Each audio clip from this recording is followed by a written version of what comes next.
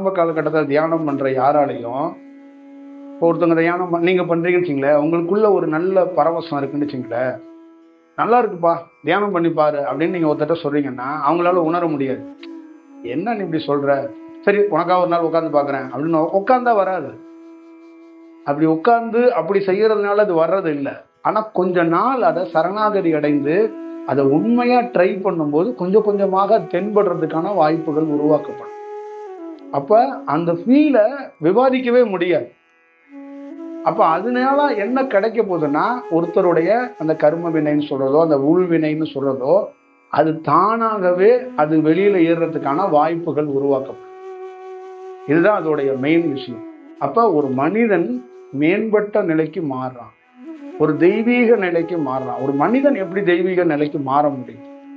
அப்ப மாறுறதுக்கு காரணமாக இது இருக்கு. இது பல ஆண்டுகள் அது தொடர்ச்சியாக நிகழ நிகழ நிகழ நிகழ அவனுக்குள்ள அந்த தெய்வீக செயல் மேல் நோங்கு. அப்ப அவனுக்குள்ள இருக்கின்ற அந்த நல்ல விஷயங்கள் உள்ள இருக்கு, கெட்ட விஷயங்கள் வெளியே இருக்கு. அப்ப அவனை பார்க்கும்போது அவன்கிட்ட பேசும்போது இவங்களுக்குள்ள ஒரு நம்பிக்கை பிறகு, ஏன் நம்ம இந்த வேலையை செய்யக்கூடாது, நம்ம ஏன் இப்படி போகக்கூடாது, நம்மளும் இதை ட்ரை பண்ணி பார்த்தா என்ன அப்படிங்கிறது தான். உங்கள்கிட்ட வந்துட்டு சரி நீங்கள் சொல்கிறீங்க என்ன நானும் ஃபாலோ பண்ணுறேன் அப்படின்னு உங்கள் கூட இருக்கிற யாராவது ஒரு தம்பி சொல்கிறாங்கன்னா அது உங்களுக்குள்ளேருந்து இருக்கிற விஷயம் அவனுக்குள்ள சரி ட்ரை பண்ணி பார்ப்போம் அப்படிங்கிற ஒரு விஷயம்தான். அப்போ அதுலேருந்து என்ன செயல்னா உங்களுக்குள்ள அது பிரச்சாரமாக இல்லை, அதை சொல்ல முடியலை. ஒரு நல்ல தன்மைப்பா, நான் ஒரு 10 நிமிஷம் தான் உட்காந்தேன், அது ஒரு வேற மாதிரி இருக்கு, அதை வார்த்தையாக சொல்ல முடியாது. அப்போ என்ன சொல்லுவீங்கன்னா நல்லா இருக்குங்கிறத வெவ்வேறு மொழிகளில் சொல்லிக்கிட்டே இருப்பீங்க, வெவ்வேறு உதாரணங்கள் காட்டி சொல்லுவீங்க. அதுக்கு சில கடவுள் பேரையோ சில பேர்களையோ நம்ம சொல்லி சொல்லி மேற்கோள் காட்ட வேண்டியது. சில இடங்கள்ல நமக்கு பிடிச்சி போனவங்கள வேற வழி இல்லாம இன்னும் கொஞ்சம் பரவசமா பேச வேண்டியதாக போகுது.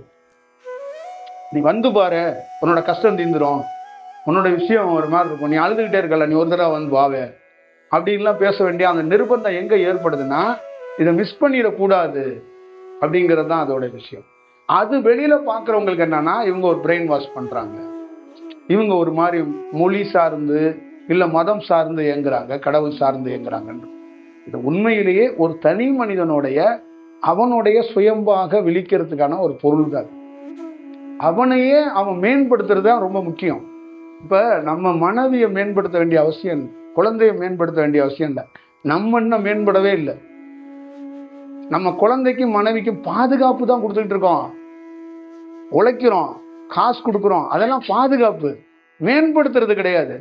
சோறு போட்டா எப்படி மேம்பாட முடியும்? புரியுதுங்களா? அது மேம்பாடு கிடையாது, பாதுகாப்பு தான் கொடுக்குறோம். ஒவ்வொரு ஆணும் தன்னுடைய மனைவிக்கு குழந்தைக்கு பாதுகாப்பு தான் கொடுத்துட்டு இருக்கோம், மேம்படுறதுக்கான வேலைகளை கொடுக்கல. அப்ப மேம்படுறது அப்படிங்கிறது என்னன்னா அதான் தன்னை உணர்றது. அப்ப நாம அதை உணர்ந்த போது என்ன ஆகும்னா அங்க குழந்தை என்ன ஆகும், நம்மகிட்ட ஞான கல்வி கத்துக்க வேண்டாம், அதுவே இன்ஸ்பயர் ஆகும் உங்களை பார்த்துட்டு. ஆகா அப்பாட்ட ஒரு விஷயம், அப்ப நம்மகிட்ட இருக்கிற பிஹேவியர் நடை எல்லாம் கத்துக்கிறது இல்லை குழந்தை. அப்போ உங்ககிட்ட என்ன கத்துக்கும்? நீங்க உட்கார்ந்து அந்த முத்திரையை பிடிச்சி உட்கார்ந்துருக்கிறத தானா உள்ள இறங்குவாங்க. ஆகா அப்படின்னு ஒரு விஷயம் அது இயற்கையாகவே அதுக்கு வரும். அப்ப இயற்கையாகவே அதுக்கு பாடணும்னு தோணும். அப்ப இயல்பாக அது தானா கிடைச்சிருந்தாங்க. இப்படித்தான் அது. அப்ப ஒரு குழந்தைங்களுக்கெல்லாம் எப்படின்னா நம்ம நடுவுல நம்ம ஒரு மைதானம், நம்ம ஒரு உட்கார்ந்துக்கிட்டு ஒரு வேலை செய்யறத அந்த குழந்தைகளை பார்வையாளராக பார்க்க வைக்கும் போது அதுங்க ஒரு நாள் மைதானத்துக்குள்ள இறங்கி அதுங்க நம்மளை மாதிரி மாறும். இன்று மைதானத்தில் ஆடக்கூடியவன் ஒரு நாள் பார்வையாளனாக இருந்தவன், அவன் பார்த்து பார்த்து இன்ஸ்பயர் ஆயிட்டான். அவங்க அப்பா கூட்டிட்டு போய் ஒரு ஃபுட்பால் மேட்சை காட்டுறாரு, அவன் பார்த்துக்கிட்டே இருந்தவன் ஒரு நாள் அந்த காலை பார்த்துக்கிட்டே இருந்தால பாலை, ஒரு நாள் அவன் கால் அதை உதைக்குது. அதே மாதிரி ஞானியை பார்த்தவன், மாணிக்க வாசகரை பார்த்தவன், அருணகிரியை பார்த்தவன், பாம்பன் சாமி மாதிரி ஒரு நாள் அவனும் ஞானி ஆகி போனான். இதுதான் விஷயம். அப்ப இது இப்படி பெறப்படும், அதுதான் ரொம்ப முக்கியம். அப்ப இது நல்வழிக்கான ஒரு செயல் தான் இருக்குமே வந்து அதுல எந்த தீமையோ எந்த செயலோ இல்லை. அதுதான் நான் ஆரம்பத்திலே சொன்னேன், இறைவன்கிறவனும் யார், இறைவன்னா யாருன்னு கண்டுபிடிங்க. அது அவருக்கு என்ன லாபம் இருக்கு? கடவுளா இருக்கிறதுனால, இந்த கடவுளா இந்த மாதிரி வேலையெல்லாம் செய்யறதுனால அவருக்கு என்ன கிடைக்குதுங்கிறத நீங்களே யோசிங்க, நீங்களே விசாரணை பண்ணுங்க. நீங்களே ஆழ்ந்து ஒரு அரை மணி நேரம் டைம் ஒதுக்கி இதை நீங்களே யோசிங்க. அவருடைய ரோல் என்ன, எதுக்கு அவர் இப்படி பண்ணணும், என்னதான் அவருக்கு அப்படின்னு நீங்கள் யோசிச்சு பார்த்தீங்கன்னா உங்களுக்கு தெரியும். ஒரு நாள் அதுக்கு ஒரு விடை உங்களுக்கு தெரிய வரும். பண்ணுங்கன்னு தான் சொல்லியிருக்கேன், நான் அடைய முடியலன்னு சொல்லலை. நம்ம அடையிறதுக்காக நம்ம ஒரு வேலை செய்யவே கூடாது. 3 வேளை தியானம் பண்ணி நீங்க சாம்பியன் ஆயிருவீங்கன்னு நான் சொல்லலை. 3 வேளை தியானம் பண்ணுங்க, அது உங்களுக்குள்ள ஒரு நல்வழிப்படுத்துறதுக்கு ஒரு வாய்ப்பை உருவாக்கும். நீங்க குளிச்சா என்ன ஆகும்? உடம்பு சுத்தமாகும். இப்ப என்கிட்ட கேட்டீங்கன்னா, நீங்க குளிச்சீங்கன்னா உங்க நரம்பு விழிக்கும், நீங்க ஒரு ஆக்டிவா மாறுவீங்க. இப்ப தூக்கங்கிறது என்னன்னா, நரம்பு மண்டலங்கள் தன்னை அப்படியே மறக்கும் போது ஒரு மனிதனுக்கு தூக்கம் வருது. அதே நரம்பு மண்டலங்கள் விழிக்கும் போது ஒரு மனிதனுக்கு கண் விழிப்பு வருது. அப்ப தண்ணியை ஊற்றும் போது அந்த உடல் முழுக்க என்ன ஆகும்னா, நரம்பு மண்டலங்கள் எல்லாமே கொஞ்சம் விரிய தொடங்கும். அதிகாலையில பொழுது சூரியன் இப்படி வருது இல்ல, அதே மாதிரி தண்ணியை நீங்க ஒவ்வொரு முறை ஊற்றி பாருங்க, டெஸ்ட் பண்ணுங்க உங்க உடலை. ஒவ்வொரு முறையிலையும் உங்க நரம்புகள் ஒரு விழிக்க தெரியும், ஒரு ஃப்ரெஷ்னஸ் நீங்க உணர்வீங்க. அது உடலுக்கு இல்ல, உடல் என்பது நரம்பு சம்பந்தமானது. நரம்பு தான் உடல், நரம்புல தான் நீங்க வாழ்றீங்க. உங்க பேரே நீங்க ஒரு நரம்பு தான், நரம்பால் ஆகப்பட்டவர் தான் நீங்க, உடலால் ஆகப்பட்டவர்ல. உடல் என்பது நரம்பை பேக் பண்றதுக்காக ஒரு தோல் வச்சு பேக் பண்ணியிருக்காங்க. இப்போ உங்க கண்ணு, காது, மூக்கு எல்லாமே பல ஆயிரம் நரம்புகளால கனெக்ட் பண்ணப்பட்டது. அந்த நரம்புகளை விழிப்படைய வைக்கிறதுக்கும், அந்த நரம்புகளை பலப்படுத்துறதுக்கும், அந்த நரம்பு தன்மைகளை நல்ல செயலுக்கு எடுத்துட்டு போறதுக்காகத்தான் நம்ம குளிக்கிறது. அப்ப அதிகாலையில குளிக்கும் போது என்ன ஆகுன்னா, சோர்வற்று ஒரு நல்ல ஃப்ரெஷ்ஷா அப்படி வந்து நிற்கும் போது, அந்த நரம்புகள் விழிக்கும் போது ஒரு ஆக்டிவா நம்ம ஃபீல் பண்றோம். அப்ப அதே மாதிரி இந்த தியானத்தை காலையில 4 மணிக்கோ, மத்தியானம் 1 மணிக்கோ, இரவு 7 மணிக்கோ பண்ணும்போது இந்த நரம்பு மன்றங்களை ஒரு மாற்றம் ஏற்படும். அப்போ ஒருத்தருக்குள்ள கவலை இருந்தாலோ ஏதோ இருந்தாலோ ஒரு சின்ன நம்பிக்கை ஏற்படும். அப்ப அந்த மனம் என்ன பண்ணுதுன்னா, நாளைக்கு கடக்க போறதுக்கான பலத்தை கொடுக்குது. நாளைக்கு கடக்கணும். நம்ம யாரு கடப்பா? நான் ராமேஸ்வரத்தில் இருப்பேன், நீங்க இந்த ஊர்ல இருப்பீங்க. நாளைக்கு நீங்க வாழ்ந்தாகணும். இன்னைக்கு இரவு நீங்க இருந்தாதான் நாளைக்கு கடக்க முடியும். அப்ப இன்னைக்கு உங்களுக்கு பெரிய சோகம், இருக்க முடியாத ஒரு விஷயம். அப்ப இந்த தியானம் என்ன பண்ணுன்னா, நாளைக்கு உனக்கு நல்லது நடக்கும் அப்படின்னு உங்களுக்குள்ள மனதுக்குள்ள ஒரு தைரியத்தை ஏற்படுத்தும். அப்ப நம்ம எதுவும் செய்யக்கூடாது, நாளை நல்லது நடக்கும் எனக்குள்ளே இப்படி தோணுது அப்படின்னு வீட்டில் போய் டீ குடிக்கும் போது என்ன சொல்லுவீங்கன்னா, என்ன இவ்வளோ கஷ்டத்தை இருக்கீங்க, உங்க கடவுள் ஏதாவது கொடுத்துட்டாரா, உங்க குருநாதர் ஏதாவது கொடுத்தாரா? இல்லை நாளைக்கு ஏதோ ஒரு பாசிட்டிவா எனக்கு தோணுது, என்னமோ சொல்லுங்க அப்படின்ட்டு போயிடுவாங்க. ஆனா உங்களுக்கு அந்த செயலை மாற்றி நாளைக்கு கொடுக்கும். அப்ப நாளைக்கு நீங்க ஒன்று கிடைக்குதா கிடைக்கலையா தாண்டி நாளைக்கான ஒரு செயலையும் உங்களை அழைச்சிட்டு போறதுக்கான வாய்ப்பை இது உருவாக்கும். அப்ப எப்பெல்லாம் ஒரு மனிதன் தவறாக முடிவெடுக்கும் போதோ, இந்த தவறான பிரயாணத்துக்குள்ள மேற்கொள்ளும் போதெல்லாம் அவனுடைய தியானம் அவனையே ஒரு நல்ல முடிவை எடுக்க வைக்கிறதுக்கும் ஒரு நல்ல வாய்ப்பை இது உருவாக்குது. இதை தொடர்ந்து ஒருத்தன் செய்யும் போது, காலை மாலை இரவு அப்படின்லாம் இருந்துச்சுல்ல, மத்தியானம் அப்படின்னு இருந்துச்சுல்ல, அவன் முழுக்கவே தியானமா போயிடும். இதுக்கு அவன் நேரம்லாம் பிரிக்கல, அவன் கார் ஓட்டுறான், அவன் தியானம் பண்றான், அவன் மனைவியோட பேசிக்கிட்டு இருக்கான், தியானத்துல தான் இருக்கான். புரியுதுங்களா? அப்ப தியானம்ங்கிறது தனிப்பட்ட முறையில அது ஒரு செய்யற வேலை இல்லை, அதுவா உணர்றது. அது உள்ள ஒரு செயல் செஞ்சிருச்சுன்னா அது எப்பயுமே போகாது, அது அப்படியே இருக்கும், அந்த வேலை நடந்துகிட்டே இருக்குங்கிறது தான் தியானம். அதுதான் இறையாற்றல். இறை என்பது எப்ப வந்தா அது கடவுள் பார்ட் டைமா வேலை செய்யறாரு, எப்பயுமே இருந்தா கடவுள் அங்க இருக்கிறாருன்னு அர்த்தம். வெள்ளிக்கிழமை போனீங்கன்னா தான் கடவுளை பார்க்க முடியும் அப்படின்னா, மற்ற நாள்லாம் கடவுள் இல்லைன்னா நம்ம என்ன பண்றது சொல்லுங்க? அப்ப எல்லா நாளும் கடவுள் இருக்கணும்னா எல்லா நாளும் இந்த தியானம் உள்ளே இருக்கும், அவ்வளவுதான் விஷயம். அப்ப தியானங்கிறது நான் எங்கேயோ தஞ்சாவூர்லயோ திருச்சியிலையோ உற்பத்தி பண்ணி ஒரு கலையத்துல எடுத்துட்டு உங்களுக்கு கஷாயம் மாதிரி கொடுக்கல, உங்களுக்குள்ளேயே தியானம் இருக்கு. அதை அதை தூண்டுறதுக்கு அந்த மந்திரமோ ஏதோ ஒண்ணு நடக்கும்போது உங்களுக்குள்ள தியானம் மலருது. அப்ப எங்க இருக்கு தியானம்னா உங்கள்கிட்ட தான் இருக்கு. நீங்களே இறைத்தன்மையை வச்சிருக்கிறீங்க, நீங்களே தியானத்தை வச்சிருக்கிறீங்க, அதை பயன்படுத்தாம வச்சிருக்கிறீங்க, அவ்வளவுதான் விஷயம். அதை பயன்படுத்துறதுக்கு என்ன வழின்னா, ஒரு வார்ம் அப் மாதிரி 3 வேளையா பிரிச்சு கொடுக்கும்போது கொஞ்சம் கொஞ்சமா சும்மா சாதாரணமா, இதுதான் நான் சொன்னேன், ஒரு தியானத்தில் ஒருத்தன் கடவுளை தேடி போனான், ஒரு நாள் அவன் கடவுளாகவே மாறி போனான், திருப்பி மனிதர்களை தேடிக்கொண்டு அலைகிறான். என்னன்னா மனிதர்களையும் கடவுளாக ஆக்குவதற்காக. இதான் விஷயம். அப்ப நீங்க தியானம் பண்றது எதுக்கு போனீங்கன்னா கர்ம வினையை ஒழிக்கிறதுக்கும் வீடை மேம்படுத்துறதுக்காக தான் போனீங்க. ஒரு நாள் நீங்களே கடவுளாகி போயிட்டீங்க. இதை என்ன பண்ணுவீங்க? நீங்க எப்படி சொல்லுவீங்க?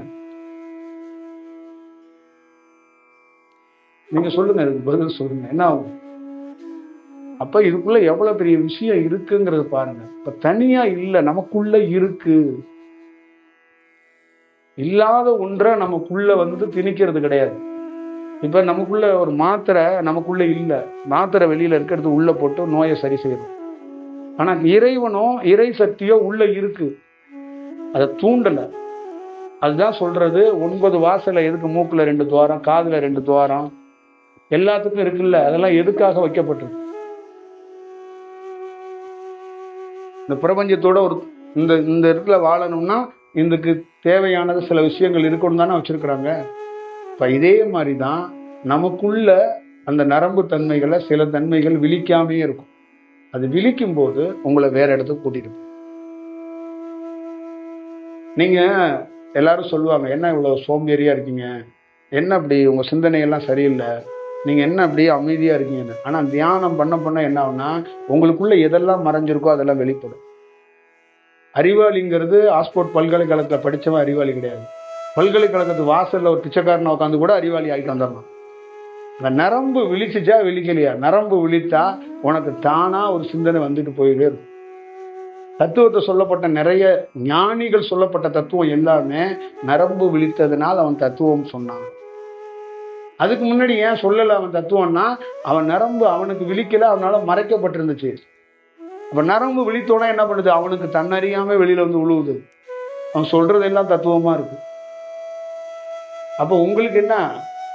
மறைக்கப்பட்டிருக்கு. தியானம் பண்ணுனா அது மலரப்படும். அவ்வளவுதான் விஷயம். ஒரு செடி வேறு பலப்பட அதோடைய ஹைட் உயரும். புரியுதுங்களா? அந்த மாதிரி தான் தியானத்துக்குள்ள நரம்புகள் பலப்பட ஒரு மனிதனுடைய சிந்தனை மேல்நோங்கும். அவனுக்குள்ளே பெரிய ஒரு கிளர்ச்சி ஏற்படும். அதுதான் பெரிய மாற்றத்தை உருவாகும்.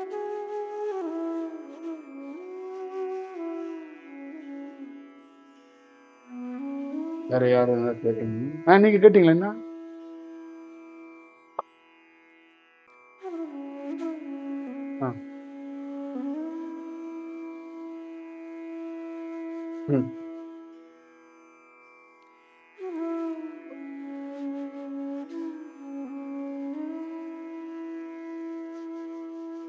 இல்ல, அதுவும் நீங்க ஒரு ஒரு ஒரு செக்ஷனா அந்த மாதிரி பண்ண வேண்டாம். பிரபஞ்சத்தை கனெக்ட் பண்ணிக்கிறதுக்காக ஒரு தியானம் அப்படிங்கிறது இல்லை. ஒரு ஸ்டேஜில் அது கனெக்ட் ஆகிருது. அவ்வளோதான் அதோடைய முழு வடிவம் அது. நான் சொன்னதுதான், ஒரு மனிதன் எப்படி கடவுளாகுவான்? அது இன்னொரு சொல்லோட இணைச்சாதான் கடவுளாகும். கடவுள் அப்படிங்கிறது என்னன்னா, இமேஜினேஷனே பண்ண முடியாததுக்கு பேர் தான் கடவுள். கற்பனையில கூட பண்ண முடியாது, பார்க்க முடியாத, அளவிட முடியாத எதுவுமே நம்ம இப்படி இருக்கும்னு நினைச்சா அது வேற மாதிரி இருக்கு. அது அப்படி, அதுக்கு பேர் தான் கடவுள். அதை எந்த செக்சருக்குள்ளேயும் அடக்க முடியல, எதுக்குள்ளேயும் செய்ய முடியல, அதுக்கு ஒரு பேர் வச்சிருக்கிறோம். இதுதான் அதோடைய செயல். அப்ப கனெக்ட் ஆகிறதுங்கிறது அது தானா நிகழும். அதுதான் அதோடைய உண்மை தத்துவம். அதுக்கு விசேஷ பூஜை, விசேஷ தியானம்லாம் ஒன்றும் கிடையாது. ஒன்றையுமே நீங்க கொண்டு போக வேண்டாம்.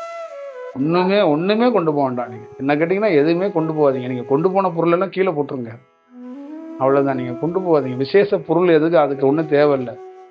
நீங்க போய் நீங்க என்ன தியானம் பண்றீங்களோ அந்த தியானத்தை மட்டும் பண்ணுங்க. அங்க நீங்க ஒரு எம்டினஸை மட்டும் கொண்டு வாங்க. மற்றதை எல்லாம் அது பார்த்துக்கும். நீங்க இன்னும் ஒரு விஷயம் பண்ணீங்கன்னா அது எது பண்றீங்களோ அது மட்டும்தான் அங்க இருக்கும். அதை தாண்டி நீங்க போகணுமா வேண்டாமா? புரியுதுங்களா? பட்டினத்தார்னு சுற்றி வந்தீங்கன்னா பட்டினத்தார்கிட்டே படுத்து கிடப்பீங்க.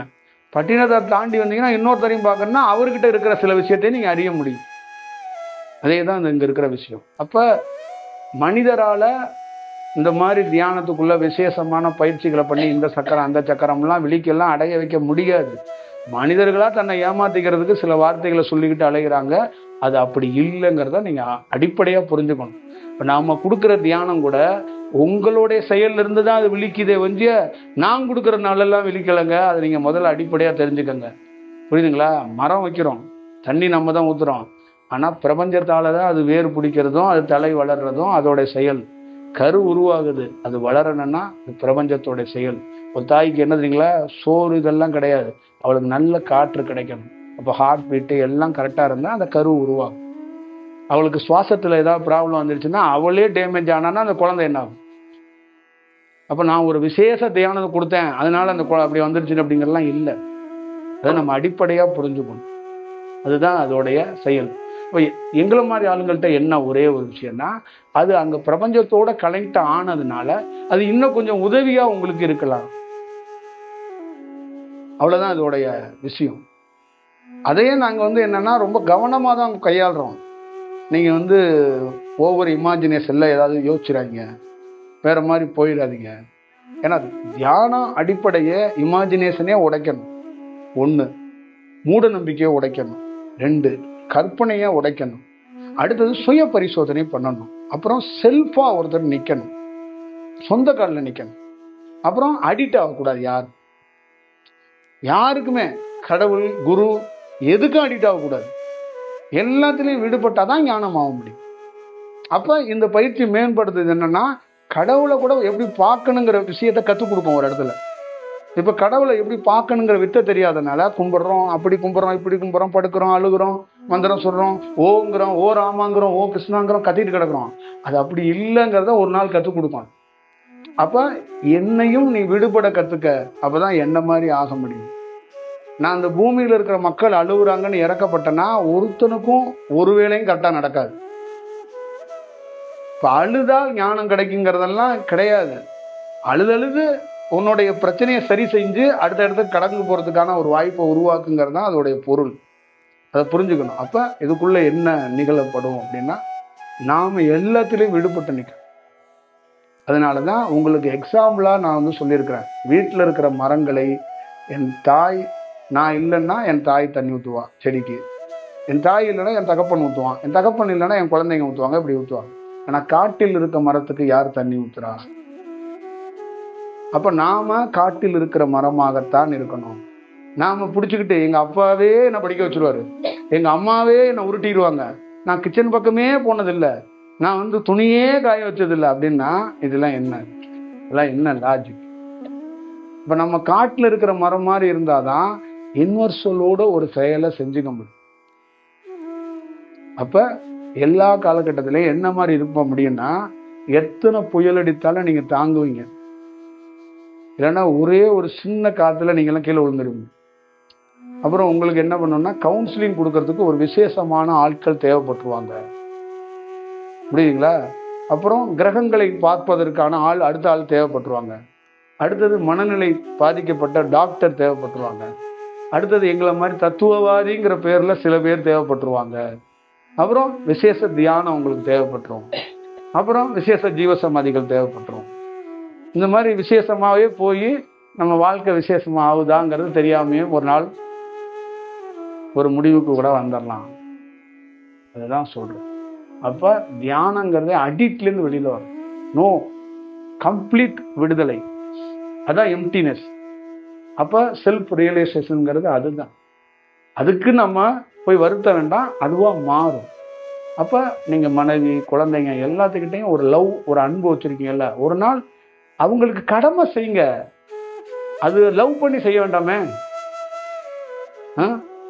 ஓ மாமா நீங்கள் பாட்டு பாடி செய்ய வேண்டாமே, சாதாரணமாக செய்யலாமே. புரியுதுங்களா? அவ்வளோதான் நான் சொல்கிறது.